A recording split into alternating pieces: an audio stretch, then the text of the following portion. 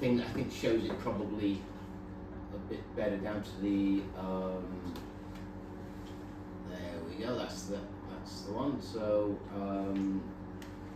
Lil Burn is a film that was about a man during the English Civil War. A bit of a political hero. He was the head of the Levellers. What you get with this is it just shows, say, people we've had involved in various things. That's a gentleman who does the music. I do a lot of radio plays for community and hospital radio stations. As you can see that, they'd never look better. Babel was a poet. We did some stuff for poets with conspiracy theory. Always like one of those. These are basic, and these are, as I say, radio plays that tend to go to community and hospital radio stations. And the odd novel, Betty and Arthur, which was the animation. That's probably the biggest animation we've done, which is about 15 minutes. Wolf Hotels or the radio play. So yeah, that's kind of been going after almost as long as London Animation Club. So it's very nice to be here this evening. Well, it's very nice to have you here. Political art. So what's your aim? What's your ambition behind producing this work and having a website provocatively titled Political Art? I suppose, if I'm to be absolutely honest with you, it's to get things out so they'll be seen. The advantage today, of course, is you don't need a studio. And that sounds obvious to everyone now because of the internet, but there was a time when it wasn't obvious. And if you weren't on BBC or the ITV, everyone shrugged their shoulders and gave up. Now you've got YouTube, now you've got websites. The major question is, can you make the product? Can you get it out to an audience? And maybe the second one is almost one of the biggest problems, how to get out to an audience. I'm almost reluctant because if I tell you how we do it, then there's a chance some of you are going to compete. Trade secrets. Trade secrets, yes. So let me try and hint at a way of doing it without giving it away. Whatever it is your film is about, and the only rejection letter I ever remember, I used to send out scripts many years ago, and I was still used to do that.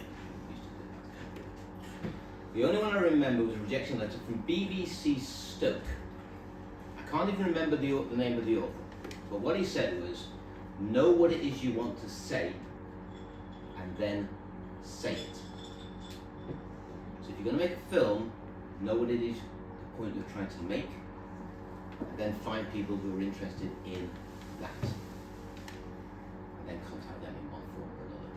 Whether that's email or what, because I'm a bit old-fashioned, I like to send out CDs and DVDs.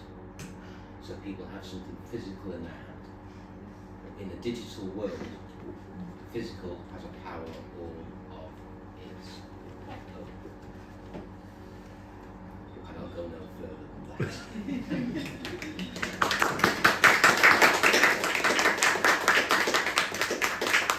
Bloody good luck to every one of you. I'll drink to that. It's funny you should mention DVDs because in the very early days, the people who've been coming for a very long time will remember this.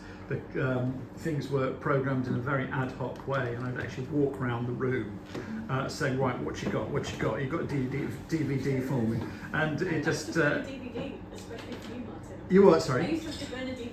Yes, and I was delighted by it. I mean, it's hard to imagine now. It's almost like I was trying to get hold of drugs or something. What you got? What you got? What you got for me? But it worked really well, and all these programs could not have been predicted in any way. And I still often these were gifts, and I kept the DVDs, or maybe I should have kept the DVDs and actually have a big sort of folder at home with all these pouches in it that's sort of brimming with London animation. Absolutely. So, Castor and Jacqueline, you've been coming for a long time as well. A bit pre-COVID, certainly. I mean, probably 8 years, something like that. Castor, I had the pleasure of teaching at City Lit, if the Flash course I did a very, very long time ago. Juliana, you've been coming for, I don't know, 5 years or something, and all sorts of familiar faces. Darshan, have I got your name right on this occasion? You came for a while in, you were saying 2013, but anyway, it means a lot to me that so many people are coming. You've been coming, well, you came along pre-COVID, didn't you? I've been about a year and a half. No, I mean, Sorry, say again. Tara. Tara. Okay, I'll get there in the So I end. was a student of Emma. Oh right, yes, we miss Emma. Emma, for newcomers, was a mainstay of London Animation Club, and she passed away about a year ago. Very, very sad. Russell, you're comparatively new. Yes, we're going to show you a film next. Let's get back. So I thought it'd be quite nice to have 2 stop motion films in the Martin, sorry to interrupt. Oh. Were you not going to show Jude's? Oh my God! Yes, I guess we are. Because we Yes. started to talk about Jude and he did show the film. Yeah. Jude Montague. Where are we? Oh gosh, yes, and I didn't show it. You see, this is a lot more difficult than it may seem. So, yes, right, here we go. Jude, of course, also did the Perils of Perestroika series, and as I was saying earlier to Rita, I think I've met her perhaps once, face to face, but we've communicated a lot online and via Zoom and so on. Anyway, I have to say, this is a marvellous film, and I used a look from this, which she sent me to promote the evening.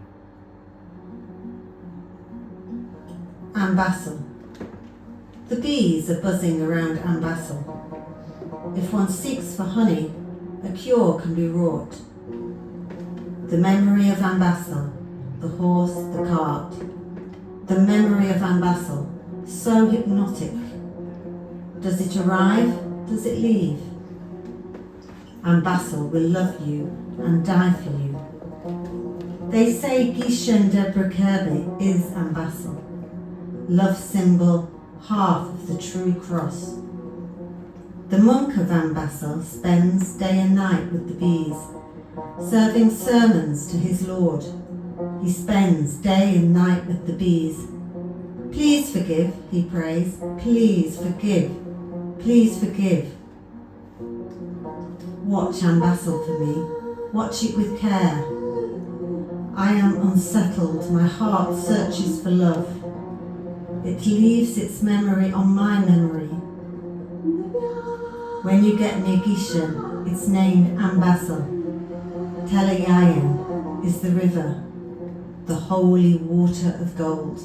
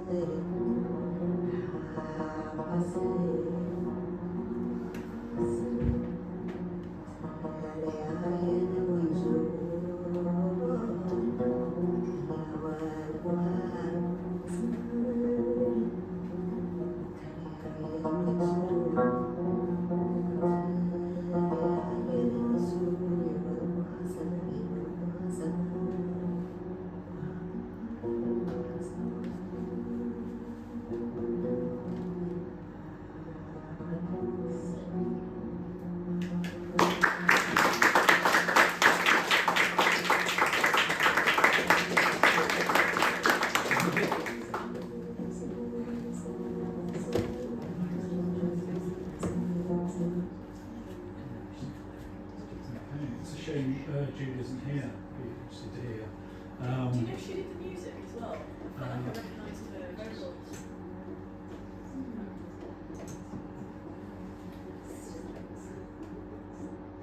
It just says her name.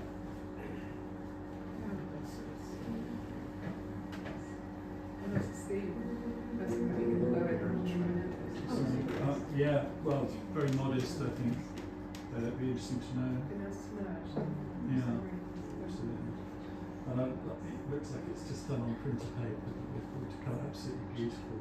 I love the part where you actually see the pile of paper. It's just absolutely stunning. So yes, I meant to share that with your film. I think they work very nicely as a sort of as a pair together. So now, Russell, I've got a film of yours called Paguito. Paguito. Hello everyone. I do stop motion, but not as a job. It's more as a hobby. I've worked in media before, mainly video editing or in some special effects. So this is more like a hobby more than anything.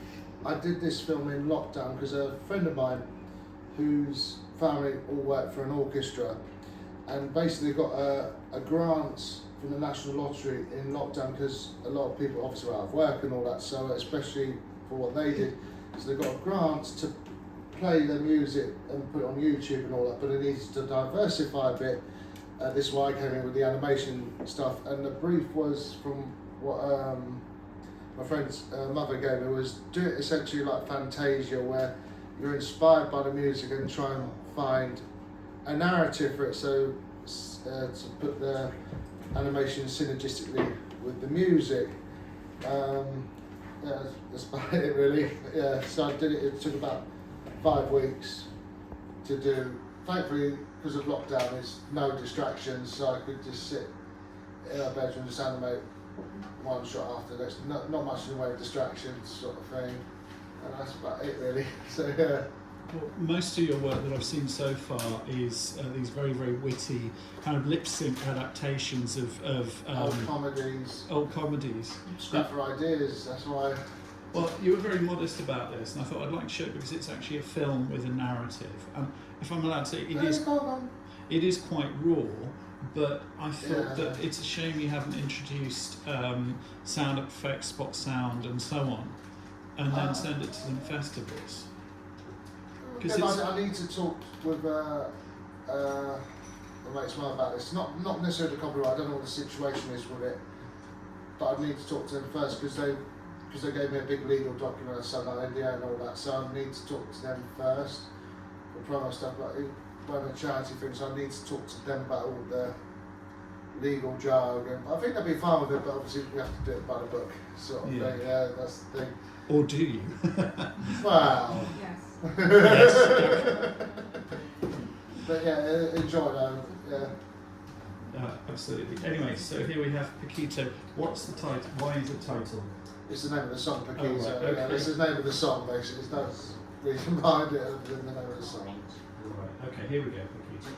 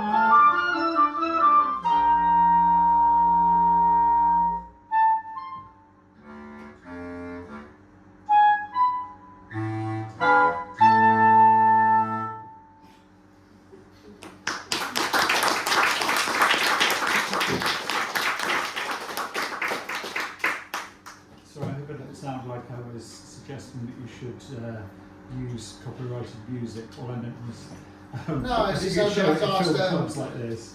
It's different here, but like after I stand, it's not mine technically. So so it's about 5 weeks. But look, the thing is, they said like an idiot, it's about 4 or 5 minutes. And I said to them, yeah, I can do this in 5 weeks. Famous last words, but that's why a lot of it. I had to base it over the deal about the person being lost in the ocean, but like a lot of it drags.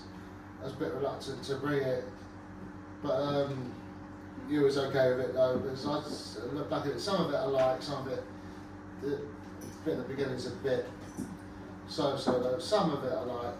But it's a complete film, that's the thing. It's a film with a narrative, it has a completeness to it. And I thought I'd rather show this than some of the short clips, which are kind of freestanding.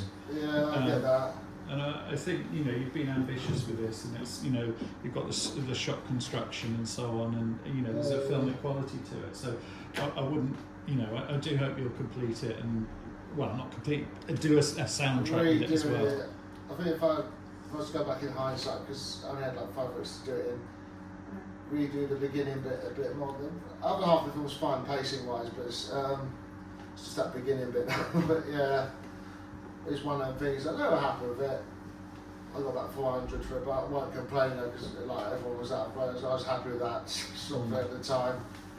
Has anyone got any questions or? Yeah, I have actually. I think it's a really wonderful film. Amazing. Oh, thank you. Well, given that actually 5 weeks thing, it's pretty impressive. I didn't realise when I saw this, because I first watched 3 minutes, when I looked back, it was like, yeah, I could probably just seem simple enough, just on a boat, but let's try and make it go. Admittedly, I should have storyboarded a bit more, but once it started, I was like, trying to figure what to do. But this is the thing where you go with revision and everything, and just to fine tune it a bit. But So did they send you the track? send me the track, and I listened to it for about a couple of hours over and over again, so something came about. Right. Yeah. And do you know who it's by?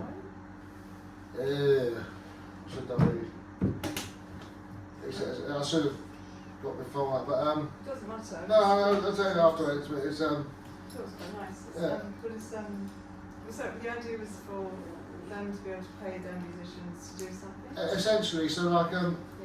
they got a grant from the National Lottery to put, Oh, okay. so they all, people in Oxford could play music, but they need to diversify it a bit. Yeah. So that's where I come in. Yeah, yeah. So yeah. other stuff. Great idea. They should do it anyway. I like the idea, sort of thing. I was happy to do it. I'm not happy with the film, but it's one of the things. So, I really like the film. thank you. Really well. Why did you mention narrative, that music, since the very beginning from other films? Well, I don't think I had an narrative, but sometimes you have to either go too arty and abstract. But it's like when I was trying to get. I say it's not much of a conclusion though, but like beginning, middle, and end. No, he's wandering around but for no specific reason, just wandering around in the ocean, and then tries to fix his boat after the whale. We don't see what happens. I won't really edit it or not. Probably like a Pixar short to me. Yeah, I suppose. But yeah, but I get your point. That's a theme of narrative. That's why I try and keep stuff short though, or stick to catch piece. You've done the work, and it's a completeness. Yes. You know, so you just put a little bit more, and you know, then you have a film. That's It's why. fair enough. I get your point. So I get your point because like last time it was just tons of shorts, but I get that. It's fair enough. I don't know if there's any more questions or no worries. I fear we're going to have to press on because time is limited.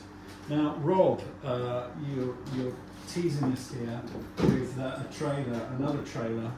Tell us about this film. Yes, we're trying to do this. The film's not finished. It's work in progress. So this is a film called The Go-Getter, and it's the first thing I've shot with actors for quite a few years. So apologies, there's a lack of animation. There's a little bit of animation, and that is all in the trailer. But it's, I don't know. As I watch this stuff, I mean, I realise that a 1 minute trailer for an 8 minute film is bit excessive. This is not an 8-minute trailer for a 1-minute. Yeah, but it's first week that we're out, yeah. So Tom Lowe of Broken Wrist by Excellent Fame did the production sound on it. He's going to mix the sound, which is not relevant for this because I've used a bit of music over the top of it. But yeah. Okay. All right, here we go. Oops.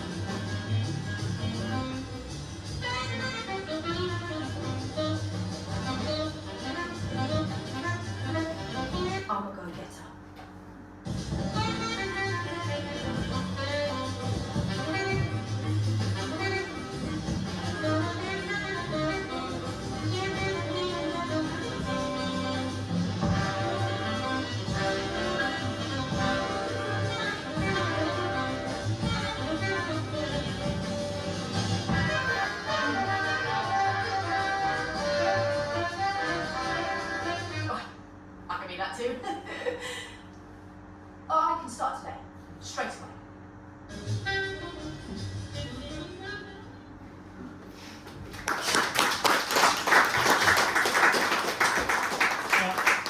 To my untutored eye, that looks like it's shot on film, the colour parts. No, it's not. It's not?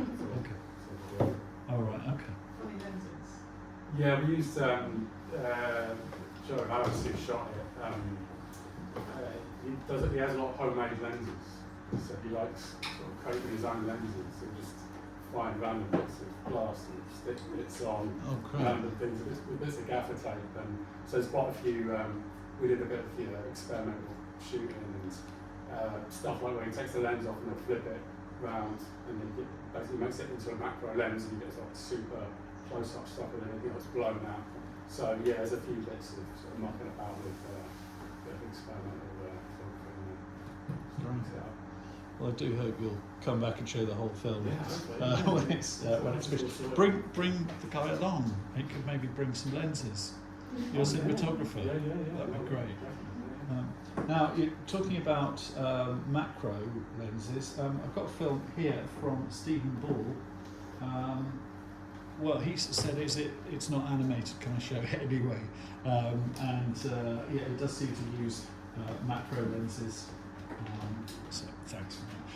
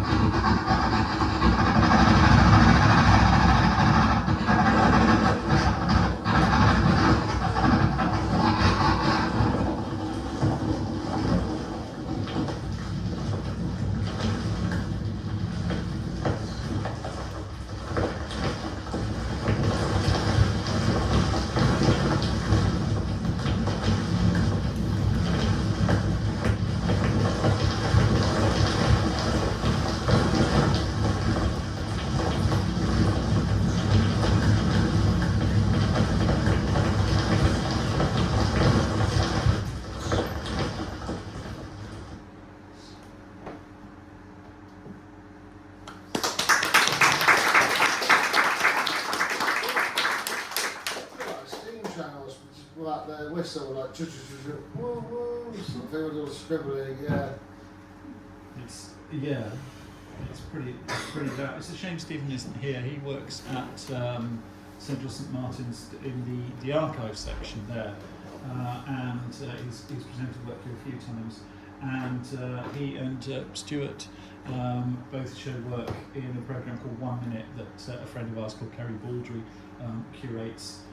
So if you want to see more work, look up 1 Minute and you'll find lots of interesting things. Right, so Stuart. Now I'm going to prefix this. Last summer Stuart asked, by the way, what do people think of AI in animation? Just as a general question. You asked it as a completely honest question with no agenda, and it brought about a really interesting 10-minute discussion there and then. And I was so impressed that I actually put together a discussion, a program about AI in order to have a discussion on AI in animation. And David, who's over there, you did a presentation, didn't you? But I now see that you're using AI, but in a very particular way for enlarging the images, aren't you? Are you using an AI system here? Because it looks like 16mm or 8mm in the film. I'm a terrible cameraman, so it's all out of focus. So it's actually 16mm, but it was transferred at the BFI to digital. And I made this film about 50 years ago called Ambassel. It was a sort of a feature-length film, and I made a 2-minute film out of it, and added some various filter effects from this Chinese software. You might have come across it, called CapCut, and it has got some quite nice little features in it, which are AI originated. Because it looked to me so captivating. I'm seeing one thing, but am I seeing something else? It's clearly live action, but there's a kind of an AI quality to it. So it forces the viewer to kind of guess what it is they're looking at. Well, very pleased you see it in that respect. I think it's got very little AI in it. Rosemary and I have done a number of other works that are completely AI. Where you're putting in the text, the prompt, and getting the images out, and we've done it with poems and things. But this is really some film that I was making. It's found footage. You found some of the footage. Yeah. I'm appropriating my own footage rather than anyone else's. Just to sort of set the record straight. I'm always sort of accused of. Well, I think I sort of. I feel I'm sort of being accused of using other people's films and so forth. So I decided I'd use my own. So that's what I do. Right. Anyway, that's how I read it, and I was. Okay, well, good. I mean, you read something more into it than there is. Okay. Well, I don't care. no, as if it's there, it's there. I would say. Good. Okay, so Pam and John, here we go.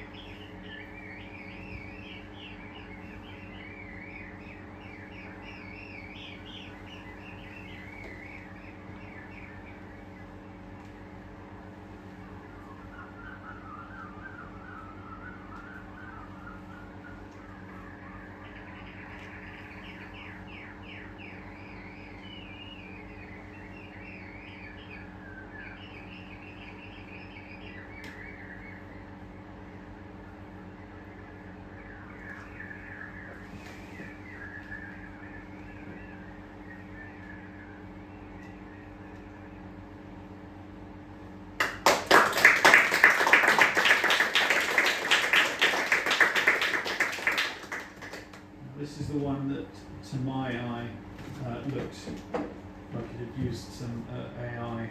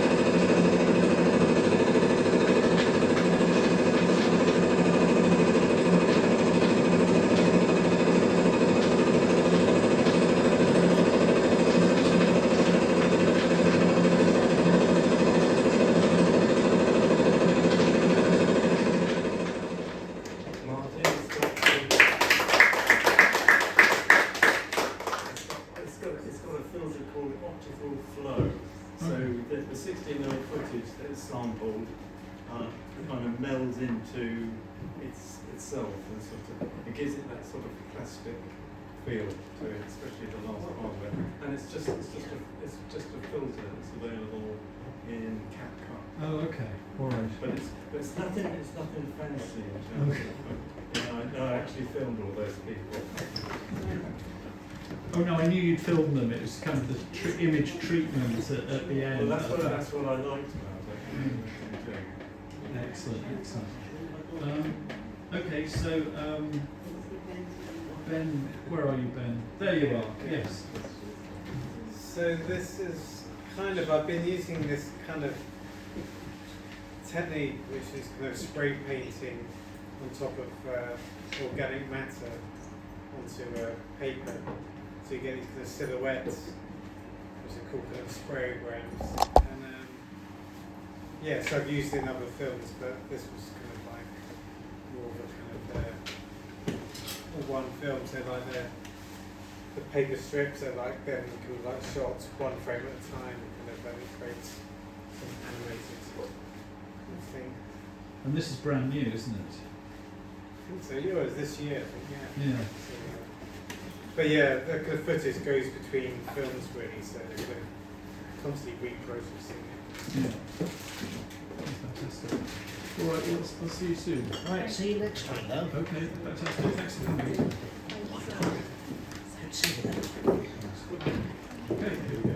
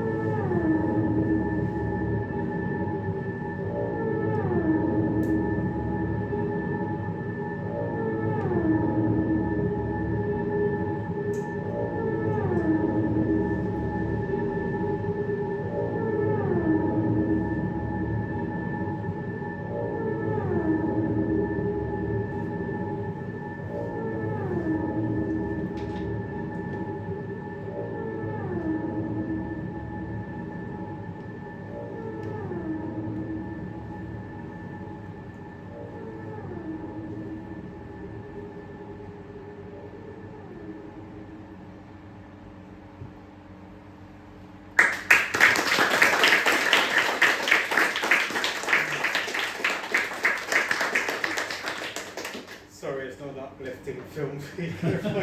What's the soundtrack? That's kind of random things I've found, really. Kind of like some of that's kind of kind of like just things generated, but kind of attribution-free, kind of like sounds and stuff mixed into lots of different things. But yeah, there was also some charcoal animation, which I was kind of getting back into as well. Which is fun. Yeah, oh, fantastic. Really, very nice, beautiful texture. And so now we have a film by Max Hattler, who, although based in Hong Kong, he comes to Animation Club more often than one would expect. He was unfortunately stuck in Hong Kong, I think, for several years during COVID, and has only recently started to kind of emerge. His work is very much in the history of visual music and so on. You'll see references to films even from the 1920s, and he heads up the experimental animation unit at a university in Hong Kong. He's very well worth checking out. His work is far broader than what I'm about to show, but yeah, so big thanks to Max Hattler for sending me this.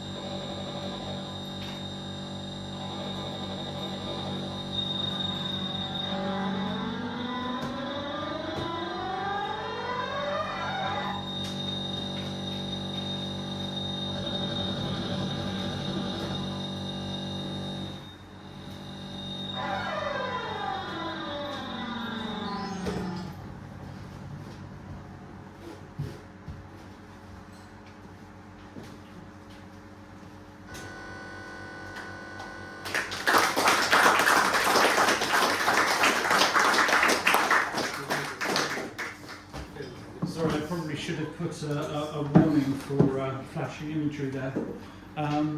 Okay, now closing tonight's show is Mary Martin's film Departing. Mary came and gave a talk here. See you soon. Gave a talk here back in May, and I find her work absolutely amazing. I hadn't known her work until I only discovered it last year, and sadly she's not here tonight. But for me, one of the things about her work is that even though some of the ideas and concepts and subject matter are extremely hard-hitting and very, very contemporary, there's also a sense of joy in the films. And that really struck me over and over again. So we're going to close tonight with Mary Martin's Departing.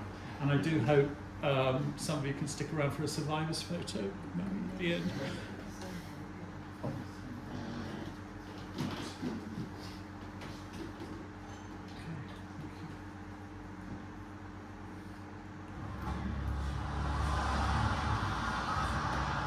Many people are forced to flee their countries, and it's for, because of wars, human rights violations, but also a combination of other factors like poverty and climate change is a big one, in the foreseeable future. But also, most people who leave their countries move within regions. The politicization of forced migration and refugee movements in Europe is kind of a way to give an impression that they were being invaded by people, but actually when we look at statistics, Europe and the UK as well is one of the countries in Europe that not take as many refugees or as many people who migrate. Migration in general, we cannot forget that there are colonial histories. So especially in relation to the UK, with a country like the UK, with a history of empire and colonialism, many of the people who migrated to the UK, they came as citizens, they were colonial subjects at the time when they came, but also because they contributed so much to the development of this country. So there is also a history that needs to be kind of remembered. Did we say you can stay? They come England to learn proper English, to learn to build flats and sleep in a beautiful stylish house. But my dear, when the boat land, the plan sinking on the sand, no way to rest where we were born. No black, no dark, no Irish, breathe near every door. The slum it I walked for years. They build big houses, but they can't go through the door. Time pass, we get a little boat hole if you call me home. Laying in my bed, me hear a thump on my front door. Jump out of bed to see who I brought down my door. The chap said to me, "Come with me, mate. Your paper would like to see. We believe you have no right to stay in this country." As part of the coastal environment, the number of legal routes that people are allowed to use to claim asylum or protection or to come to this country have narrowed down quite